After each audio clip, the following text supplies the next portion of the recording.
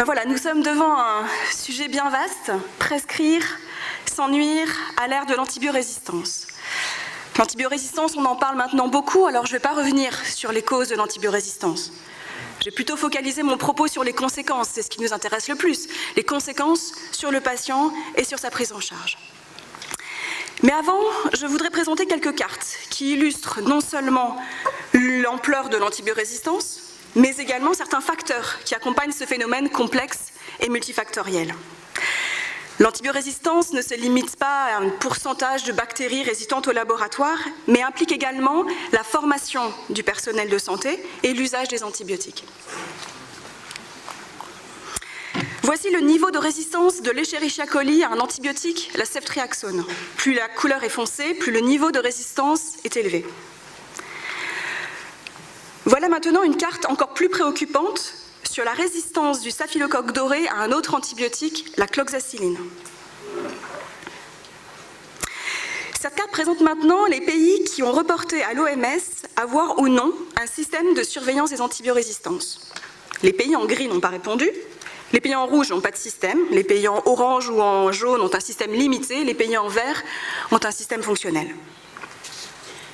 Donc on peut s'interroger si certaines zones blanches des cartes précédentes ne seraient pas dues à une absence de données d'antibiorésistance et non à un faible niveau de résistance.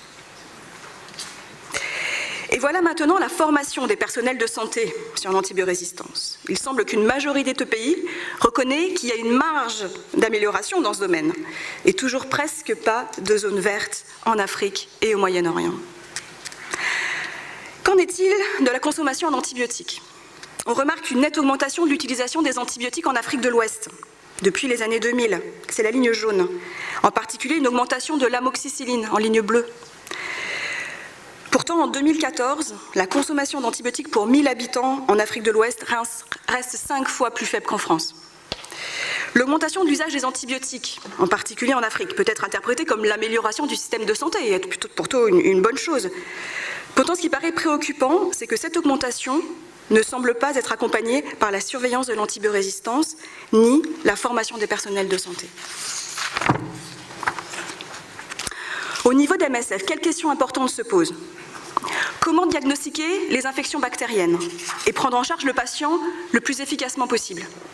Comment éviter les infections nosocomiales et la propagation des antibiorésistantes par le traitement ou la prévention ? Alors, en remettant le patient au centre de notre exposé aujourd'hui, nous allons présenter les dernières recherches que nous effectuons dans le domaine afin d'apporter des éléments de réponse supplémentaires à ces questions à l'ère de l'antibiorésistance. Un patient malade qui arrive à l'hôpital doit d'abord être diagnostiqué. Le médecin se pose alors la question de l'étiologie de la maladie. Est-ce viral ou bactérien? Est-ce qu'il y a une infection associée avec ce paludisme si fréquent à certaines périodes de l'année et dans certains contextes? Mais aussi, quelle est l'antibiorésistance d'un germe éventuel afin d'adapter le traitement? Alors se pose la question du choix de l'antibiotique, le mieux adapté. Comment faut-il mener le traitement? Mais également, quel est le meilleur moment pour l'arrêter? Au cours de son séjour à l'hôpital, le patient est en relation avec son environnement, qui peut être un facteur de risque d'infection nosocomiale s'il n'est pas suffisamment bien contrôlé. Une fois que le patient retourne dans la communauté, et là je prends plutôt l'exemple d'un enfant, il va avoir recours à plusieurs interventions de prévention, dont la vaccination. Mais c'est ici la prophylaxie antibiotique qui nous intéresse, car nous nous posons la question de son bénéfice par rapport au risque de colonisation par des bactéries multirésistantes et leur transmission dans la communauté. Des études épicentres couvrent ces 4 domaines. Nous allons d'abord aborder l'étiologie et l'antibiorésistance à travers plusieurs études dans des contextes différents. Nous verrons également les pratiques de prescription dans un hôpital pédiatrique du Mali qui a un laboratoire de microbiologie. Une étude est en cours dans un hôpital pédiatrique au Niger sur les infections nosocomiales et les pratiques d'hygiène. Enfin, au niveau communautaire, chez les enfants, nous avons étudié le risque de colonisation par des bactéries multirésistantes et leur transmission dans la communauté après une prophylaxie par l'amoxicilline. Commençons par parler des études sur les étiologies des infections et de l'antibiorésistance. 2 études se déroulent dans des services pédiatriques et portent sur des bactériémies, c'est-à-dire les infections du sang, à l'admission, c'est-à-dire acquises en communauté. La troisième, qui se déroule dans un hôpital de chirurgie reconstructive, porte sur les ostéomyélites chroniques et les infections des os. Allons tout d'abord au Mali. Nous avons trouvé une prévalence des bactériémies chez les enfants fébriles et sévèrement malades de 15,4%. Ces bactéries étaient majoritairement dues à des entérobactéries, dont 90% étaient des salmonella non typhi. Au Mali, le paludisme est endémique et un test rapide paludisme est presque systématiquement réalisé à l'admission. Chez les enfants avec un test rapide paludisme négatif, 22% avaient une bactériémie, contre 15% avec un test rapide positif. Mais y a-t-il une différence dans les types de bactéries en cause? On observe que la grande majorité des bactériémies avec co-infection paludisme, donc à droite, étaient dues à Salmonella non typhi. Dans le cas des bactériémies seules, à gauche, les bactéries en cause étaient plus diverses, avec également du pneumocoque et de l'hémophilus. Maintenant, voyons si les enfants décèdent davantage, s'ils souffrent de bactériémie, de paludisme ou des deux. On remarque que le plus fort taux de létalité était chez les enfants souffrant de bactériémie, mais sans paludisme. Chez les enfants souffrant de paludisme, à droite, la co-infection avec une bactériémie n'a pas entraîné une augmentation de la létalité, ce qui est assez surprenant. Lors de l'étude, le taux de létalité totale était de 6,5%. Voilà maintenant l'antibiorésistance de ces bactériémies acquises dans la communauté.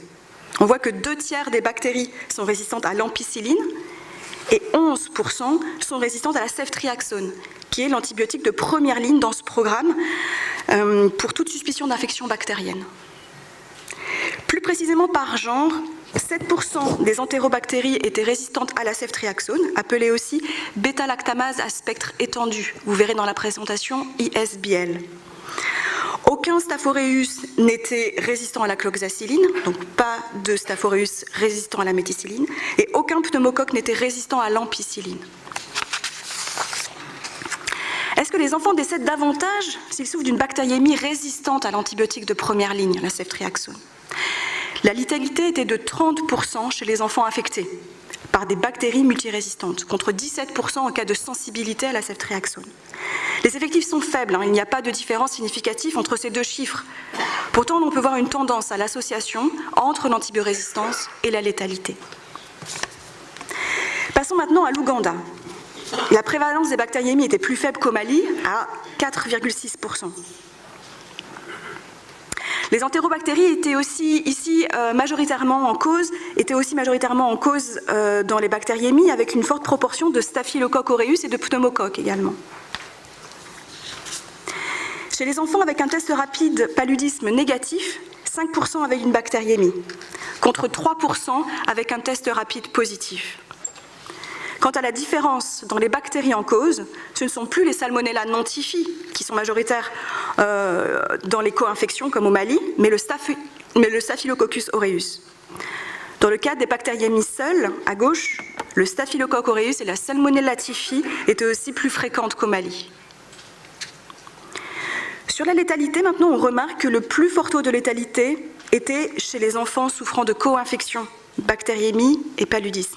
Donc en Ouganda, contrairement au Mali, les bactériémies en co-infection avec un paludisme augmenteraient fortement la létalité par rapport à un paludisme seul. Lors de l'étude, le taux de létalité total était de 5,7%. L'antibiorésistance de l'ensemble des bactéries isolées était globalement plus faible qu'au Mali. Seul 1/3 des bactéries étaient résistantes à l'ampicilline et 9% étaient résistantes à la ceftriaxone. De la même façon qu'au Mali, il n'y avait pas de Staph aureus résistant à la cloxacilline et aucun pneumocoque résistant à l'ampicilline. Changeons maintenant complètement de contexte et partons dans un hôpital de chirurgie reconstructive à Amman. Là, une étude en cours inclut les enfants qui sont référés pour chirurgie orthopédique et qui sont suivis au bout d'1 an pour ceux qui ont une suspicion d'ostéomyélite chronique. Les enfants viennent des pays en guerre de la sous-région et dans de nombreux cas ont déjà subi une intervention chirurgicale dans leur pays d'origine. Lors de la première chirurgie à l'hôpital, les patients avec une suspicion d'infection ont en moyenne 5 prélèvements intraopératoires. Ce sont les staphylocoques qui sont majoritairement isolés, suivis des entérobactéries. Chaque patient est infecté en moyenne par 2 bactéries différentes. Sans surprise, la résistance aux antibiotiques est bien plus élevée qu'au Mali et en Ouganda. 60% des entérobactéries sont des BLSE, résistantes à la ceftriaxone, et sont seulement donc traitables par des carbapénèmes. 60% des staphylocoques aureus sont résistants à la méticilline et sont donc seulement traitables par la vancomycine ou la clindamycine. Parmi les enfants pris en charge, la moitié est infectée par au moins une bactérie multirésistante. Pour résumer cette première partie sur l'étiologie et l'antibiorésistance, nous avons vu une grande hétérogénéité des résultats, même entre des contextes qui pourraient paraître similaires, comme le Mali ou l'Ouganda. La prévalence des bactériémies est beaucoup plus élevée au Mali qu'en Ouganda et les bactéries en cause sont différentes, même dans les cas des co-infections avec le paludisme. Quant à l'antibiorésistance, le niveau semble encore faible dans les contextes africains que nous étudions, mais nous voyons une émergence des entérobactéries multirésistantes dans les souches invasives. Les taux de résistance des patients que nous opérons au Moyen-Orient sont beaucoup plus alarmants et nécessitent parfois le recours d'emblée à des traitements de dernière ligne. Passons donc ainsi à la deuxième partie sur la pratique des prescriptions des antibiotiques. Dans ce domaine, les principales questions sont quelles sont les pratiques actuelles de prescription, sont-elles rationnelles et appropriées et est-ce qu'elles fonctionnent bien ? Retournons alors dans l'hôpital pédiatrique de Koutiala au Mali. Le jour de l'admission, 90% des enfants avec un test rapide paludisme négatif ont reçu un antibiotique, la ceftriaxone, contre 63% chez les patients avec un test positif associé à l'artésunate. Si maintenant on place dans ce graphique les enfants atteints de bactériémie, tous ceux qui n'avaient pas de paludisme associé, donc à gauche, ont reçu un antibiotique le jour de l'admission, contre la moitié des enfants avec un paludisme associé, représenté à droite dans la zone rose. L'association antibiotique et antipaludique chez les co-infectés pourrait avoir un effet positif sur la létalité, car comme montré précédemment et contrairement à d'autres études, nous n'avons pas observé de surlétalité des enfants souffrant de co-infection par rapport au paludisme seul. Mais qu'en est-il des enfants avec une bactériémie qui n'ont pas reçu d'antibiotiques à l'admission, représentés à droite dans la zone bleue? Si nous nous plaçons maintenant le jour où le médecin a su par le laboratoire que l'hémoculture était positive, donc la confirmation de la bactériémie, on observe une augmentation de la proportion des patients sous antibiotiques dans le cas des co-infections. Pourtant, 6 patients avec une bactériémie n'ont pas reçu d'antibiotiques jusqu'à ce qu'ils sortent de l'hôpital avant la date de positivité de l'hémoculture. Ainsi, le laboratoire a permis de débuter l'antibiothérapie dans plusieurs cas, en particulier les cas difficiles de co-infection, bactériémie et paludisme. Le troisième aspect que nous abordons dans le séjour d'un patient à l'hôpital concerne son environnement. Quel risque a-t-il de développer une infection nosocomiale ? Quel risque encourt-il de rentrer chez lui en étant colonisé par une bactérie multirésistante ? Quels sont les facteurs qui peuvent amplifier ces deux phénomènes ? Tout d'abord, disons quelques mots sur la colonisation. Nous sommes tous porteurs de milliards de bactéries commensales, en particulier dans notre système gastro-intestinal. Ces bactéries font partie de notre flore normale et sont indispensables au bon fonctionnement, à notre bonne digestion et assimilation. Mais alors, où est le problème ? Le problème commence quand, sous l'effet de la prise d'un antibiotique, les bactéries de la flore intestinale, qui sont résistantes à cet antibiotique, commencent à se multiplier plus que les autres, du fait de la pression de sélection. Cela entraîne une plus forte proportion de ces bactéries multirésistantes au sein de la flore intestinale. On dit alors que la personne est colonisée par des bactéries multirésistantes. C'est ce phénomène que nous étudions principalement. Car quel est le risque ? Dans des conditions rares et particulières, si la barrière intestinale devient fragile, comme ce peut être le cas dans le paludisme, la malnutrition ou d'autres immunodépressions, les bactéries qui, dans notre exemple, ont plus de chances d'être résistantes, peuvent passer de l'intestin vers le sang et se disséminer dans l'organisme, entraînant une septicémie. Que se passe-t-il maintenant dans un environnement comme l'hôpital ? Si un patient est hospitalisé et qu'il est déjà fortement colonisé par une bactérie multirésistante, amplifiée par un traitement antibiotique, il va contaminer son environnement, le matériel médical, les mains des soignants et des accompagnants, le mobilier et les autres surfaces, qui deviennent des sources potentielles de contamination des autres patients. Donc dans le cas où un patient se contamine, il va soit être colonisé par des bactéries multirésistantes et les ramener à la maison, donc dans le risque de contaminer à nouveau de disséminer cette bactérie dans son foyer, soit commencer une infection qui est alors une infection nosocomiale. L'étude que nous menons en ce moment dans un hôpital pédiatrique au Niger, chez les enfants malnutris sévères avec complications, explore tous ces aspects. La proportion d'enfants colonisés à l'admission, ceux colonisés à la sortie, les enfants qui arrivent à l'hôpital avec une septicémie et ceux qui développent une infection nosocomiale. Nous recherchons également des germes pathogènes dans l'environnement proche des patients. Pour ce qui est des septicémies à l'admission, de octobre 2016 à avril 2017, 12% des patients avaient une septicémie acquise en communauté. 6% des bactéries isolées étaient résistantes à la ceftriaxone. Nous avons déjà des résultats préliminaires pour la colonisation. À l'admission, 37% des enfants arrivent déjà colonisés par une bactérie multirésistante. 80% sortent colonisés de l'hôpital. Parmi les enfants qui ne sont pas colonisés à l'admission, 74% ont acquis une bactérie multirésistante avant de sortir. Ce taux est plus faible qu'une étude précédente faite au Niger, au Créni de Maradi en 2008, qui a trouvé 96% d'acquisition, mais sur un plus faible nombre d'enfants. Ces résultats préliminaires ne couvrent pas encore le pic malnutrition et paludisme, où l'augmentation du nombre d'hospitalisations pourrait augmenter encore le taux d'acquisition. Et quelles bactéries multirésistantes colonisent ces enfants? L'analyse des gènes de résistance nous permet de voir que les bactéries isolées à la sortie sont plus résistantes que les bactéries à l'admission et que les enfants sortent avec plusieurs bactéries résistantes différentes. Ce qui nous interpelle est la mise en évidence d'une colonisation par des carbapénémases NDM, qui sont résistantes à toutes les bêta-lactamines, même les carbapénèmes. Ces bactéries sont très peu trouvées à l'admission. Et elles n'avaient pas non plus été trouvées dans l'étude précédente dans la même zone il y a 10 ans. Attention, on reste au niveau de la colonisation par des bactéries multirésistantes. On ne parle pas d'infection.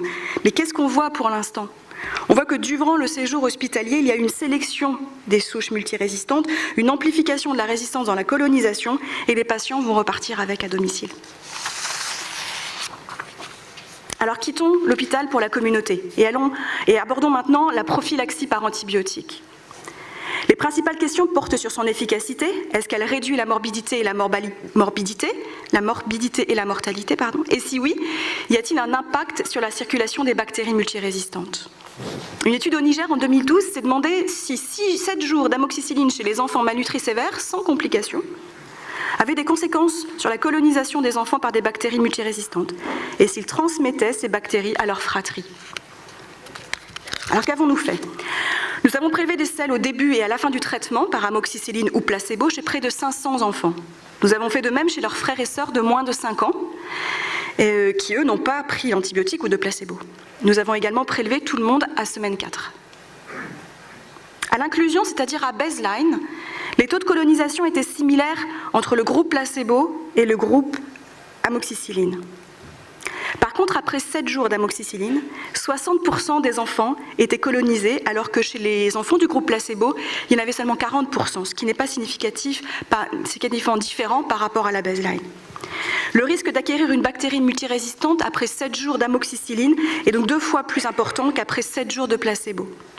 L'amoxicilline favoriserait donc la colonisation par des bactéries multirésistantes. Mais est-ce que ces enfants du groupe amoxicilline échangent plus leurs souches multirésistantes avec leurs fratries? Pour savoir cela, nous avons dû comparer l'homologie des souches de bactéries multirésistantes entre les enfants qui ont pris les traitements, les enfants index, et leurs fratries. Nous avons recherché les BLSE. Après confirmation de leur présence dans les selles, nous avons comparé les phylogroupes par PCR multiplex. Les souches qui avaient des phylogroupes similaires ont été analysées par REP-PCR, puis si l'homologie entre les souches était de plus de 97%, nous avons séquencé leur génome complet, afin de confirmer ou non que la souche trouvée chez l'enfant index était exactement la même que la souche trouvée chez le frère ou la sœur, ce qui confirmait donc la transmission. Après avoir recherché les BLSE dans environ 230 ménages, dans chaque groupe, il nous restait un nombre presque équivalent entre les groupes de suspicion de transmission dans la fratrie. Donc 59 d'un côté et 55 de l'autre. Mais est-ce qu'elle se confirmait par analyse génétique? Voilà un exemple d'analyse d'arbre phylogénétique après séquençage du génome. On s'aperçoit dans le couple de souches en rouge que même si elles se ressemblent beaucoup, elles ne sont pas du même sérotype et diffèrent de certains germes de résistance. Donc ce ne sont donc pas les mêmes souches et la transmission est donc infirmée. Par contre, le couple de souches en vert est exactement identique. Dans ce cas, la transmission est confirmée. Si on revient sur nos 2 groupes d'études, 13 transmissions de souches ont été confirmées entre les enfants qui ont pris de l'amoxicilline et leurs frères et leurs fratries, contre 5 chez les enfants qui ont pris du placebo. Ainsi, cette étude a montré que 7 jours d'amoxicilline augmentent par 2 le risque d'être colonisé par une bactérie multirésistante et que celles-ci ont tendance à circuler davantage dans la fratrie.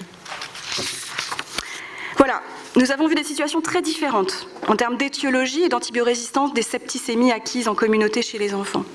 Elles montrent que l'adaptation des guidelines est un exercice complexe et nécessite des connaissances locales approfondies. Depuis qu'Epicentre travaille au Niger et en Ouganda, nous avons pu suivre l'évolution des antibiorésistances.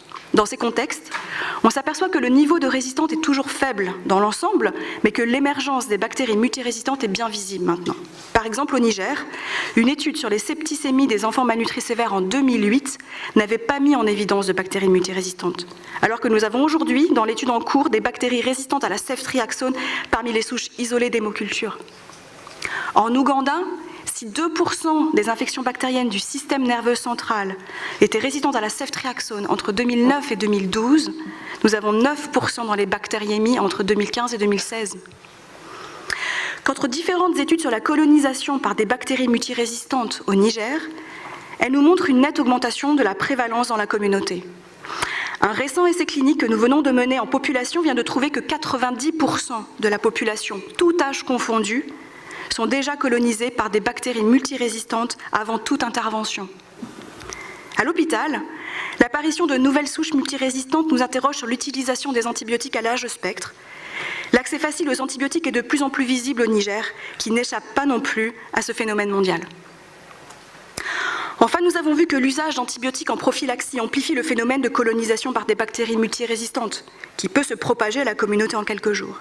Malgré le fait que l'augmentation du portage de bactéries multirésistantes ne se traduit pas directement par l'augmentation des infections par des bactéries multirésistantes, ceci doit être mis en balance avec la réelle valeur ajoutée d'un traitement prophylaxique dans la population considérée. Un récent essai clinique vient de montrer qu'une prophylaxie antibiotique dans les toux aigus n'entraîne pas une diminution des hospitalisations ou des décès. Pour conclure, prescrire à l'ère de l'antibiorésistance n'est pas simple et sera certainement de plus en plus compliqué. L'antibiorésistance n'est pas un phénomène nouveau et il s'amplifie. Pourtant, nous devons avoir les moyens de le surveiller, de le documenter et ainsi d'adapter les traitements selon les contextes locaux, tant que certains antibiotiques sont encore efficaces. Par exemple, comment protéger encore la ceftriaxone en Afrique avant de la perdre complètement? La recherche et développement dans le diagnostic peut soutenir cet effort en visant une personnalisation du traitement. Enfin, la meilleure connaissance de nos contextes hospitaliers, les germes qui y circulent et ceux qui s'y transmettent, pourrait permettre de renforcer les interventions de prévention et de contrôle des infections, ainsi que de sensibiliser les personnels de santé au rôle clé qu'ils ont à jouer, en particulier pour limiter la dissémination des antibiorésistances. Je tiens à remercier les très nombreuses personnes qui ont participé et participent encore de près ou de loin aux différentes études présentées dans cet exposé, et je vous remercie beaucoup pour votre attention.